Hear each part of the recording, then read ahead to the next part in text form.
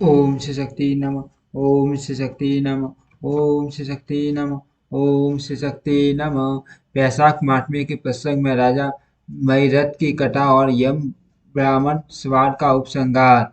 यमराज कहते हैं, ब्राह्मण पूर्व काल की बात है। मयरथ नाम से विख्यात एक राजा थे। उन्हें अपने पूर्व जन्म के पुण्यों के फलस्वरूप प्रचुर ऐश्वर्य और संपत्ति प्राप्त हुई थी, परंतु राजा राज्य लक्ष्मी का सारा भार मंत्री पर रखकर स्वयं विषय भोग में आसक्त हो रहे थे। वे न प्रजा की ओर दृष्टि डालते, न धन की ओर। धर्म और अर्थ का काम भी कभी नहीं देखते। उनकी वाणी तथा उनका मन कामिनियों की क्रीड़ा में ही आसक्त था। राजा के पुरोहित का नाम कश्यप था। जब राजा को विषयों में रमते हुए बहुत दिन व्यतीत हो गए, तब पुरोहित ने मन में विचार किया, जो गुरु मोहवश राजा को अधर्म से नहीं रोकता, वह भी उसके पाप का भागी होता है। यदि समझाने पर भी राजा अपने अपने पुरोहित के वचनों की अवहेलना करता है, तो पुरोहित निर्दोष हो जाता है। उस दशा में राजा ही सारे दोषों का भागी होता है। यह सोचकर उन्होंने राजा से धर्मानुकूल वचन कहा। कश्यप बोले, राजन, मैं आपका गुरु हूँ। अर्थ, धर्म और अर्थ से युक्त मेरे वचनों को सुनो। राजा राजा के लिए यही सबसे बड़ा धर्म है कि वह गुरु की आज्ञा में रहे। गुरु की आज्ञा का आंशिक पालन भी राजाओं की आयु, लक्ष्मी तथा शौकियों को बढ़ाने वाला है।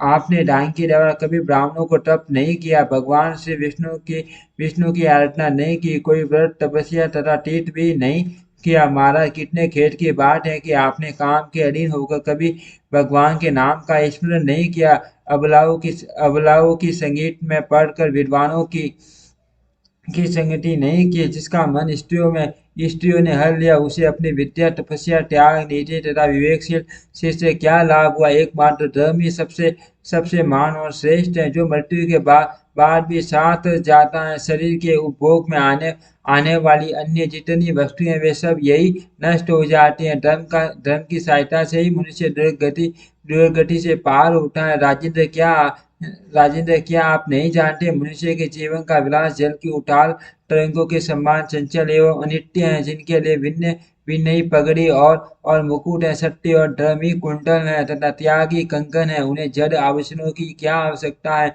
मनुष्य के निर्जीव शरीर को ढेले और काठ के समान पृथ्वी पर फेंके, उसके बंधु बांधव बांधव मुंह फेर कर चल देते हैं। केवल धर्म ही उसके उसके पीछे पीछे पीछे जाता है। सब कुछ जा रहा है। आयु प्रतिदिन क्षीण हो रही है तथा ये जीवन भी लुप्त होता जा रहा है। ऐसी अवस्था में भी आप उठकर भागते क्यों नहीं। स्त्री, पुत्र आदि, कुटुंब, शरीर तथा द्रव्य संग्रह, ये सब पराये हैं, अनित्य हैं, किंतु पुण्य और पाप अपने अपने हैं। जब एक दिन सब कुछ छोड़कर आप विवशता पूर्वक जाना ही है, तो आप अनर्थ में फंसकर अपने धर्म का अनुष्ठान क्यों नहीं करते। मरने के बाद उसे दुर्गम पद पर अकेले कैसे जा सकोगे। जहाँ न ठहरने के लिए स्थान, न खाने योग्य अन्न, न पानी, न राखस और न राह बताने वाला कोई गुरु ही है। यहाँ से प्रस्थान करने के बाद आपके पीछे कुछ भी नहीं जाएगा, केवल पाप और पुण्य जाते समय आपके पीछे पीछे जाएंगे।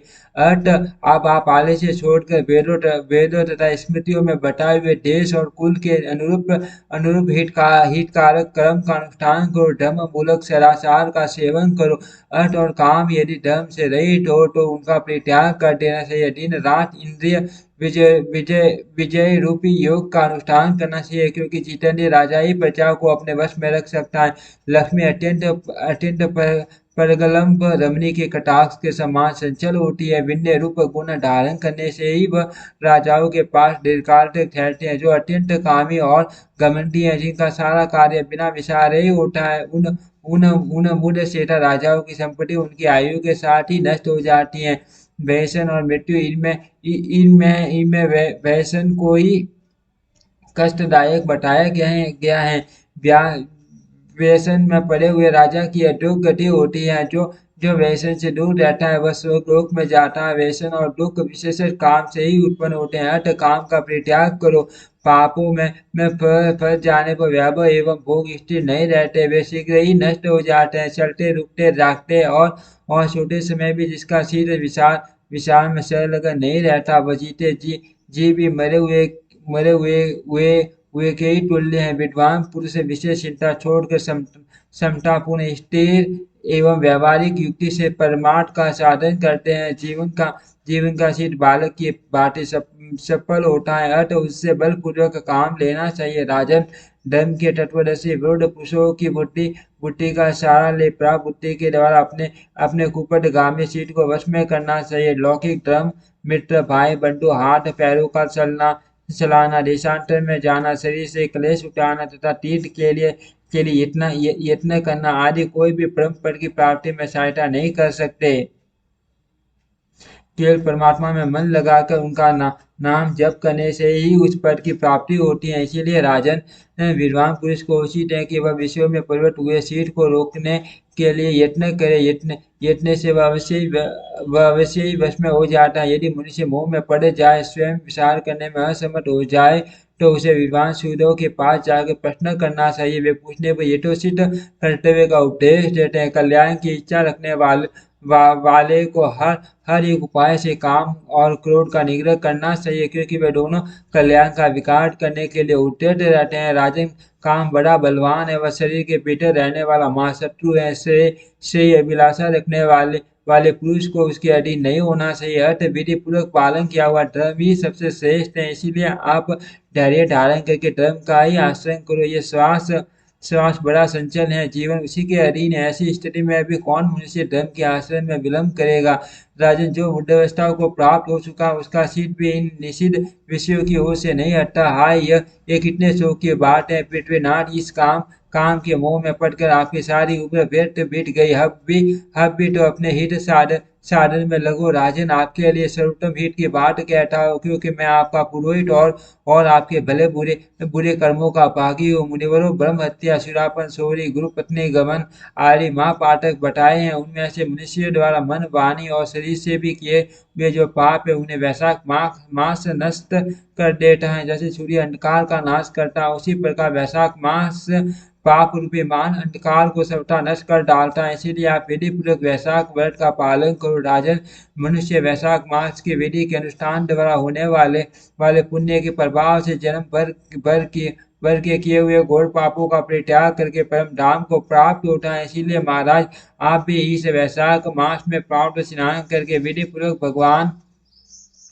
मधुसूदन की पूजा करो। जिस प्रकार कूटने साटने की क्रिया से चावल की भूसी छूट जाती है, मैदे से तांबे की कालिक मिट जाती है, उसी प्रकार शुभ कर्म का अनुष्ठान करने से पुरुष की अंतम कर्म का मल धुल जाता है। राजा ने कहा, सौम्य स्वभाव वाले गुरुदेव, आपने मुझे वह अमृत पिलाया जिसका आविर्भाव समुद्र से नहीं हुआ है। आपका वचन संसार रूपी रोग का निवारण तथा दुर्व्यसनों से मुक्त करने वाला द्रव्य भिन्न औषध है। आपने कृपा करके मुझे आज इस औषध का पान कराया। विप्रो, सत्पुरुषों का समागम मनुष्यों को हर्ष प्रदान करने वाली, उनके पाप को दूर भगाने वाली तथा जरा मृत्यु का अपहरण करने वाली संजीवनी बूटी है। इस पृथ्वी पर जो जो मनोरथ दुर्लभ माने गए हैं, वे सब यहाँ साधु पुरुषों के संग से प्राप्त हो जाते हैं। जो पापों का अपहरण करने वाले सत्संग की गंगा में स्नान कर चुका, उसे दान, तीर्थ, सेवन, तपस्या तथा यज्ञ करने की क्या आवश्यकता है। प्रभु, आज के पहले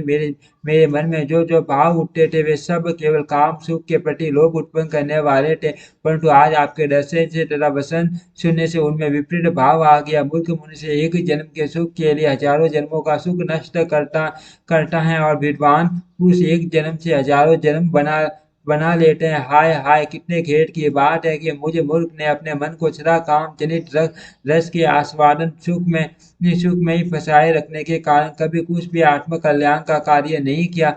ओ मेरे मन का कैसा मोह, जिसने जिससे मैंने स्त्रियों के फेर में पड़कर अपने आत्मा को घोर विपत्ति में डाल दिया, जिसका जिसका जिसका भविष्य अत्यंत दुखमय है तथा जिससे पार पाना बहुत कठिन है। भगवान, आपने स्वतः स्वतः संतुष्ट होकर अपनी वाणी वाणी से आज मुझे मेरी स्थिति का बोध करा दिया। अब उपदेश देकर मेरा उद्धार कीजिए। पूर्व जन्म में मैंने कोई पुण्य किया था जिससे आपने मुझे मुझे बोध कराया है। विशेषतः आपके आपके चरणों की धूलि से आज मैं पवित्र हो गया। वक्ताओं में श्रेष्ठ, अब आप मुझे वैशाख मास की विधि बताइए। कश्यप जी बोले, राजन, बुद्धिमान पुरुष को चाहिए कि वह बिना पूछे अथवा अन्याय पूर्वक पूछने पर किसी किसी को उपदेश न दे। लोक में जानते हुए भी जड़वत अनजान की बातें आश्रय करे, परंतु विद्वानों को, शिष्य पुत्रों तथा श्रद्धालु पुरुषों को उनके हित की बात कृपा पूर्वक बिना बिना पूछे भी बतानी चाहिए। राजन, उस इस समय आपका मन धर्म में स्थित हुआ है, अर्थ आपको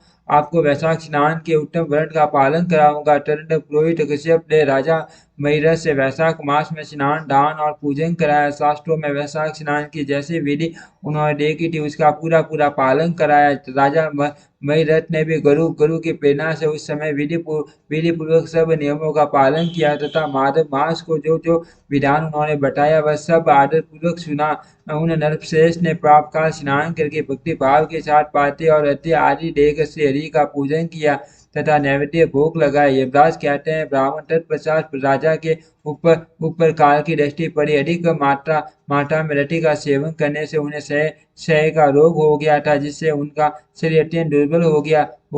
अनंतो गत्वा उनकी मृत्यु हो गई। उस समय मेरे तथा भगवान विष्णु के दूत भी उन्हें लेने पहुंचे। विष्णु दूतों ने ये राजा धर्मात्मा है यो कहकर मेरे सेवकों को डांटा और स्वयं राजा को विमान पर बिठाकर वे वैकुंठ लोक में ले गए। वैशाख मास में प्रातःकाल स्नान करने से राजा का पाठक नष्ट हो चुका था। भगवान विष्णु के दूत अत्यंत चतुर होते हैं। वे भगवान की आज्ञा के अनुसार राजा महिरथ को नरक मार्ग के निकट से ले चले। जाते जाते राजा ने नरक में पकाए जाने के कारण घोर शिकार करने वाले नारकीय जीवों को आर्तनाद सुना।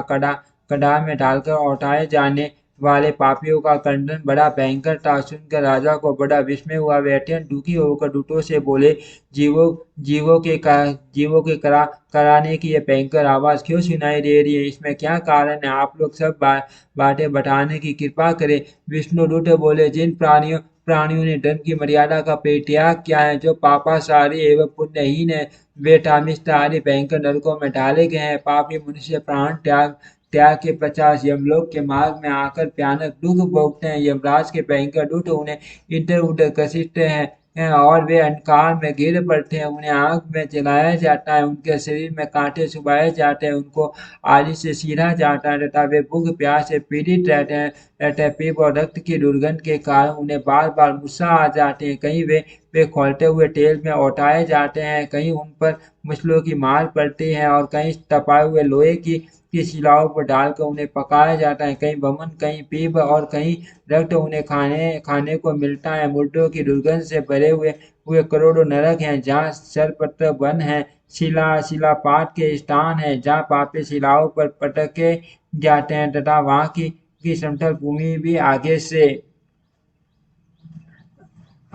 तपी होती है। इसके सिवा गर्म लोहे के खौलते हुए तेल के मेदा के तपे हुए स्तंभ के तथा कूटा शालमली नाम के भी नरक हैं। सूर्य, कांटे, कील और उग्र ज्वाला के कारण क्षोभ एवं भय उत्पन्न करने वाले बहुत से नरक हैं। कहीं कहीं तपी हुई बैठनी नदी है, कहीं पीवर से भरे हुए अनेकों कुंड हैं। इन सब में पटक पटक पापियों को डाला जाता है। कुछ नरक ऐसे हैं जो जंगल के रूप में हैं, वहाँ के पत्ते तलवार की धारा के समान तीखे हैं, इसी से उन्हें असी पत्र वन कहते हैं। वहां प्रवेश करते ही नर नारियों के शरीर कटने और चिलने लगते हैं। कितने ही नरक, घोर अंधकार तथा आग की लपेटों के कारण अत्यंत दारुण प्रतीत होते हैं। इनमें बार बार यातना भोगने के कारण पापी जीव नाना प्रकार के स्वरों में रोते और विलाप करते हैं। राजन, इस प्रकार ये शास्त्र विरुद्ध कर्म करने वाले पापी जीव कहलाते हुए नरक यातना का कष्ट भोग रहे हैं। उन्हीं का ये क्रंदन हो रहा है।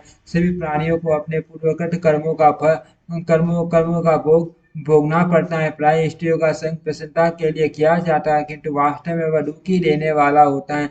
2 घड़ी तक किया हुआ विशेष सुख का आस्वादन अनेक कल्पों तक दुख देने वाला होता है।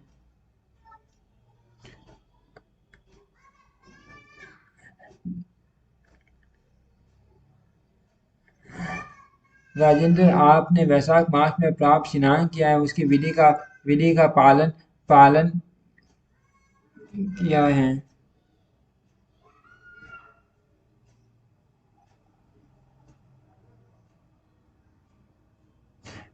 आपने वैशाख मास में प्राप्त स्नान किया, उसकी विधि का पालन करने से आपका शरीर पावन बन गया है। उससे सूखकर बहने वाली वायु का स्पर्श पाकर ये सन भर के लिए सूखे हो गए हैं। आपके तेज से इन्हें बड़ी तृप्ति मिल रही है। इसी से आप ये नरक वटे जीव का कराना छोड़कर शुभ हो गए हैं। पुण्यवानों का वानों का नाम भी यदि सुना या उच्चारण किया जाए तो वह सुख का साधक होता है, तथा उसे सुख कर चलने वाली वायु भी शरीर में लगने पर बड़ा सुख देती है। यमराज कहते हैं, करुणा के सागर राजा राजा मयरथ अद्भुत कर्म करने वाले भगवान श्री विष्णु के दूतों की उपयुक्त बात सुनकर गर्वित हो उठे। निश्चय ही साधु पुरुषों का हृदय मक्खन के समान होता है, जैसे नवनीत आग की आस पाकर पिघल जाता है, उसी प्रकार साधु पुरुषों का हृदय भी ऋषियों के संताप से संतप्त होकर डरबित हो उठता है।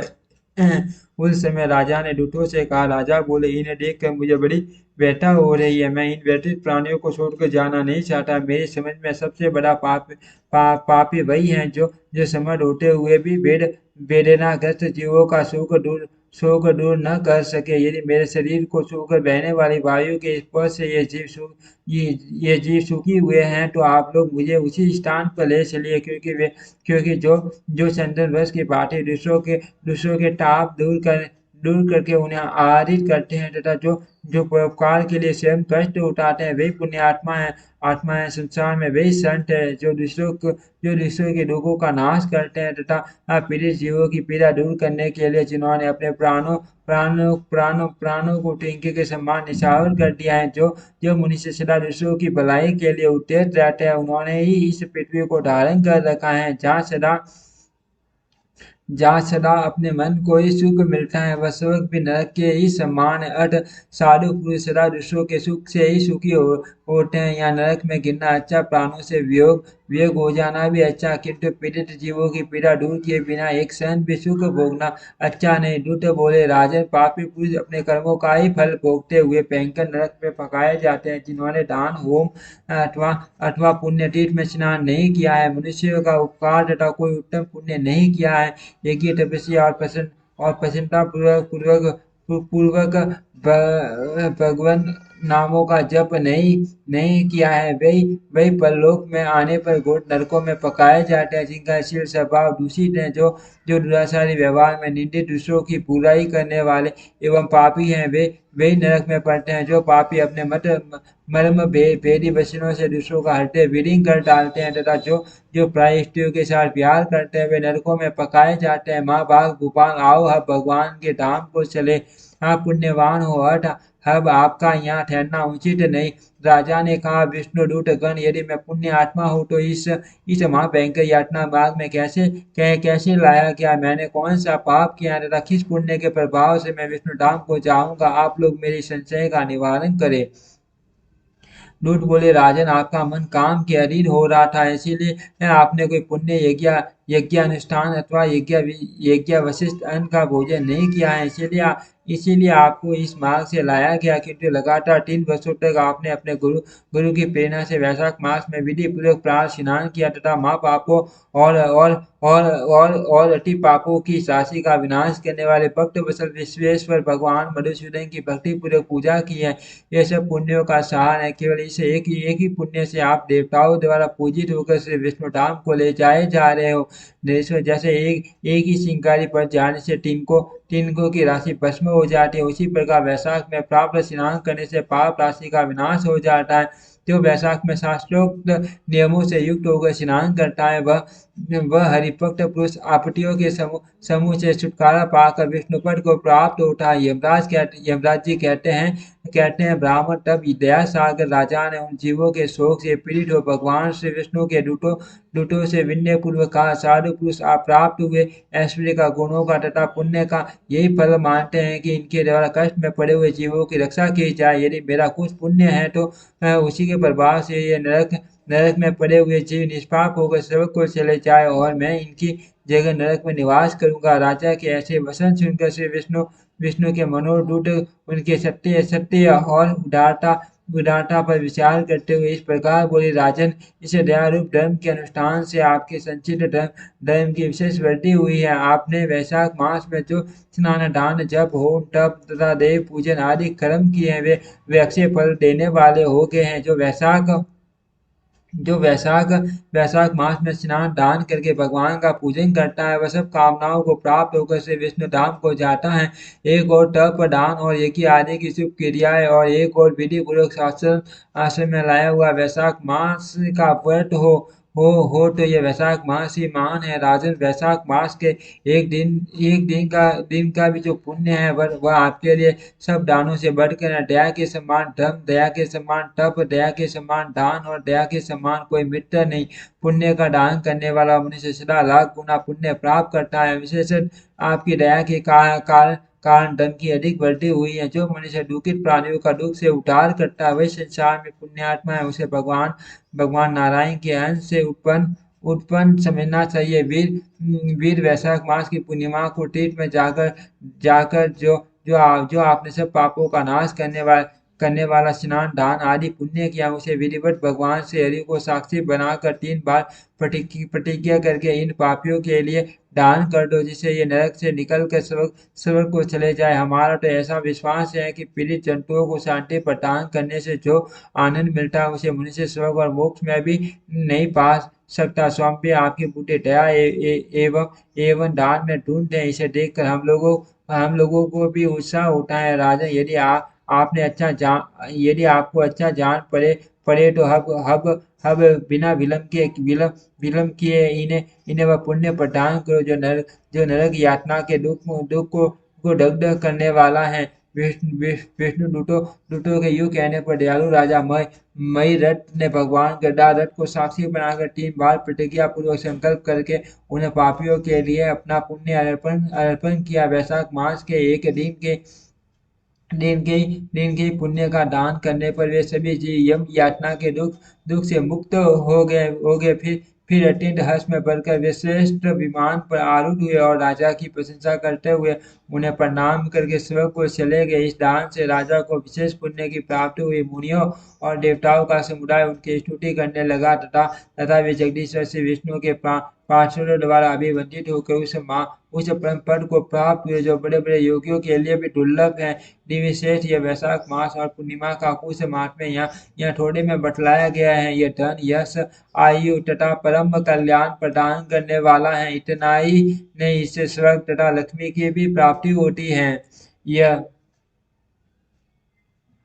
यह प्रशंसनीय महात्मा अंतम करण को शुद्ध करने वाला और पापों को धो डालने वाला है। माधव मास का यह महात्म्य भगवान माधव को अत्यंत प्रिय है। राजा मैरठ का चरित्र और हम दोनों का मनोरम स्वभाव सुनने पढ़ने तथा विधि पूर्वक अनुमोदन करने से मनुष्यों को भगवान की भक्ति प्राप्त होती है जिससे समस्त शोक के क्लेशों का नाश हो जाता है। सूची कहते हैं, धर्मराज की यह पाठ सुनकर वह ब्राह्मण उन्हें प्रणाम करके चला गया। उसने भूतल पर प्रतिवर्ष स्वयं तो वैशाख स्नान की विधि का पालन किया ही दूसरों से भी कराया। यह ब्राह्मण और यम का सवाल मैंने आप लोगों से वैशाख मास के पुण्य में स्नान के प्रसंग में चुनाया। जो एक सिद्ध होकर वैशाख मास के महात्म्य का श्रवण करता है वह सब पापों से मुक्त होकर श्री विष्णु के परम पद को प्राप्त होता है। ओम श्री शक्ति नमः। ओम श्री शक्ति नमः। ओम श्री शक्ति नमः। ओम श्री शक्ति नमः।